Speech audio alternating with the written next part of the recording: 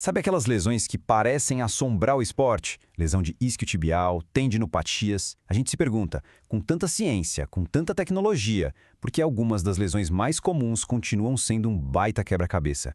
Parece que já era pra gente ter resolvido isso, né?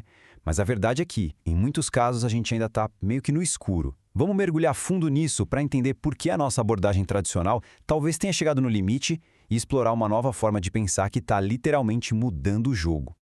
Essa pergunta é a que tira o sono de atleta, treinador, fisioterapeuta, todo mundo. As taxas de certas lesões, elas simplesmente não melhoraram nas últimas décadas. Isso é um sinal, né? Um sinal de que talvez a gente esteja fazendo as perguntas erradas. E se a resposta não for uma causa única, mas sim um cenário muito maior e mais complexo? Então, qual vai ser nosso caminho aqui? Primeiro, a gente vai entender por que é tão difícil prever uma lesão. Depois, vamos fazer uma mudança de perspectiva. Sair dos fatores isolados para começar a enxergar os padrões. A gente vai ver isso na prática com a história de dois atletas, descobrir como essa teoria vira prática num sistema de reabilitação inovador e, no fim, vamos repensar o que recuperação realmente significa. Por muito tempo, a ciência do esporte olhou para as lesões como um detetive de filme antigo, sabe?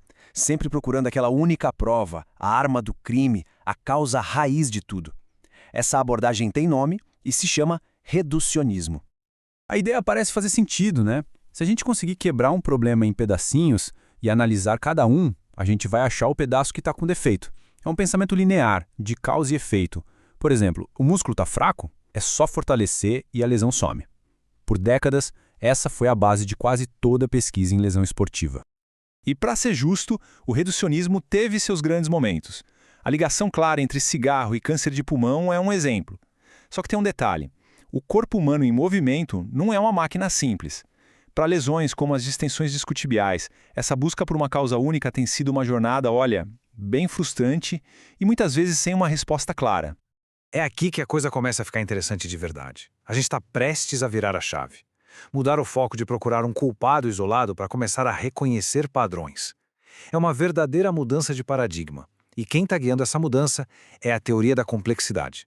Olha só esse contraste. O jeito antigo fazia a gente focar em fatores isolados, tipo a força de um único músculo. O novo jeito, o da complexidade, nos convida a olhar para uma teia de determinantes. A lesão não acontece por causa de uma única falha, mas sim de um padrão que emerge da interação de vários fatores, biomecânicos, fisiológicos, até psicológicos. A busca não é mais por a causa, e sim por entender as relações entre tudo isso. Essa citação da pesquisa resume tudo de forma perfeita. A palavra-chave aqui, gente, é interação. É o jeito como as peças do quebra-cabeça se conectam que cria o risco, e não uma única peça defeituosa. Para ficar mais claro, pensa na previsão do tempo. Ninguém pergunta qual é a causa da tempestade de amanhã. Não faz sentido, né? Os meteorologistas analisam a pressão do ar, a umidade, a temperatura, os ventos.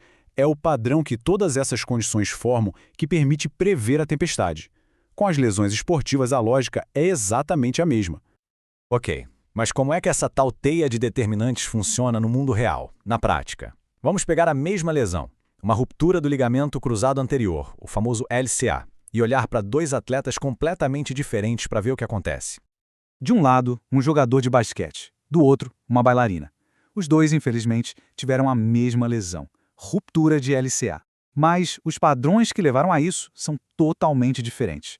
Para o jogador de basquete, a teia de fatores pode incluir um contato inesperado com o adversário, talvez uma fraqueza no quadril que leva o joelho para dentro, o tal do valgo dinâmico. Já para a bailarina, a teia é outra, é dominada pela fadiga de um volume de treino altíssimo e por uma ansiedade elevada. Percebe? A mesma lesão, mas caminhos completamente distintos até ela. Certo, se as causas são padrões diferentes, o tratamento também tem que ser diferente, certo?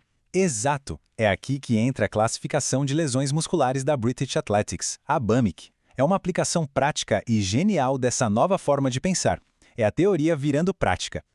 Então, chega de rótulo genérico. Acabou o foi uma distensão muscular. O objetivo aqui é ter um diagnóstico específico, que nos diga o que fazer.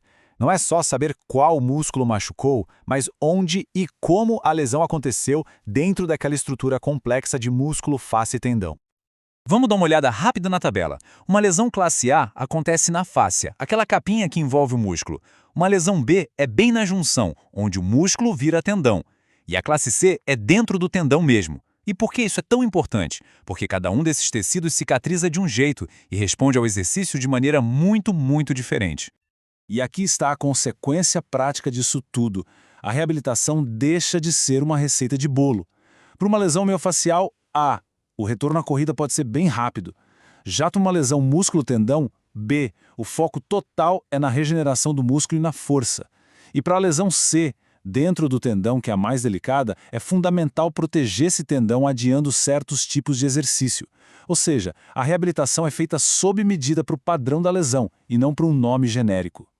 Ok, então vamos amarrar as pontas. O que tudo isso significa no final do dia? Qual é a grande lição que a gente tira dessa nova abordagem? O ponto principal é este. A gente precisa parar de só fazer uma lista de fatores de risco e começar a entender como eles interagem. O risco de um atleta não é uma foto, é um filme. Ele muda com treino, com cansaço, com estresse. E, talvez o mais importante, a recuperação exige que a gente trate o tecido certo do jeito certo. Adaptar o tratamento à estrutura que foi machucada, essa é a chave para uma recuperação melhor e para diminuir aquelas lesões que vivem voltando. É sobre ser específico. A pesquisa finaliza com essa frase, que é muito poderosa. Não é mais uma escolha, é uma obrigação. Para a gente realmente conseguir avançar na prevenção e no tratamento de lesões, a gente precisa abraçar a complexidade, parar de procurar uma única prova do crime e ficar muito melhores em reconhecer os padrões que levam à lesão. Essa, sim, é a nova fronteira da medicina esportiva.